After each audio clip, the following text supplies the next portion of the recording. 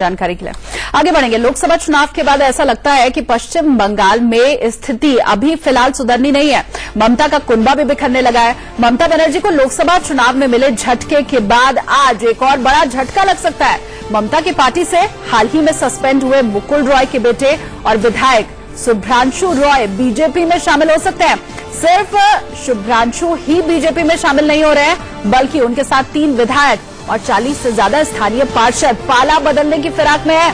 बंगाल में ममता बनर्जी की जमी जमाई राजनीति को पीएम मोदी ने लोकसभा चुनाव में हिलाकर रख दिया था और अब जो बचा है वो भी टूटने वाला है।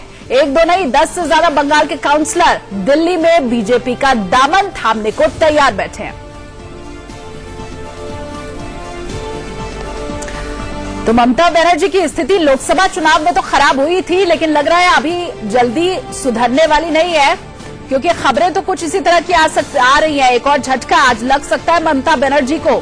मुकुल रॉय जो कि हाल ही में सस्पेंड हुए थे टीएमसी से, वो और उनके बेटे साथ ही विधायक शुभ्रांशु रॉय बीजेपी में शामिल हो सकते हैं। इतना ही नहीं 40 टीएमसी पार्षद भी पाला बदलने के मूड में है, लगातार बीजेपी से संपर्क में है और ये बड़ा झटका होगा टीएमसी के लिए, ममता बनर्जी के लिए, क्योंकि बंगाल में जमी जमाई उनकी राजनीति थी, राज चलता था ममता बनर्जी का। लोकसभा चुनाव में तो करारी शिकस्त उन्हें मिली ही, अब उसके बाद एक और झटका।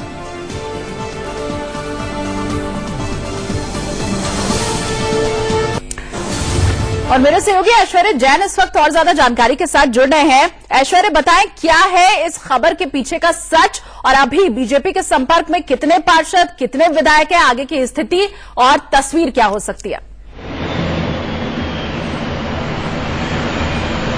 जी बिल्कुल, इस पर राजनीति गर्मा गई है और जिस तरीके से आप सही बोल रहे थे कि मुकुल रॉय जो भारतीय जनता पार्टी में शामिल हुए थे, उन्होंने बताया है कि लगभग 40 से ज्यादा पार्षद बीजेपी में शामिल हो सकते हैं और 3 एमएलएज उनके टच में हैं जो शामिल हो सकते हैं। मुकुल रॉय के बेटे भी भारतीय जनता पार्टी में आज शामिल हो सकते हैं और असेंबली में तृणमूल कांग्रेस को एक झटका लग सकता है। आपको बता दें कि कांग्रेस ने भी इस पर अपनी प्रतिक्रिया दी है और उन्होंने कहा है कि उनको इस बात से कोई आश्चर्यचकित वो नहीं हो रहे, क्योंकि उनका साफ तौर पर कहना था कि प्रधानमंत्री ने जब बंगाल में रैलियां करी थी तो उन्होंने तब से ही कह दिया था कि 40 से ज्यादा एमएलएज उनके टच में हैं और अब जब ये खबर सामने आ रही है तो इस खबर से किसी भी तरीके की आश्चर्यचकित होने की बात नहीं है। ये कुछ कहना है कांग्रेस के नेताओं का इस पूरी प्रतिक्रिया पर। अब देखना होगा कि किस तरीके से आगे स्थिति बदलती है और क्या वाकई में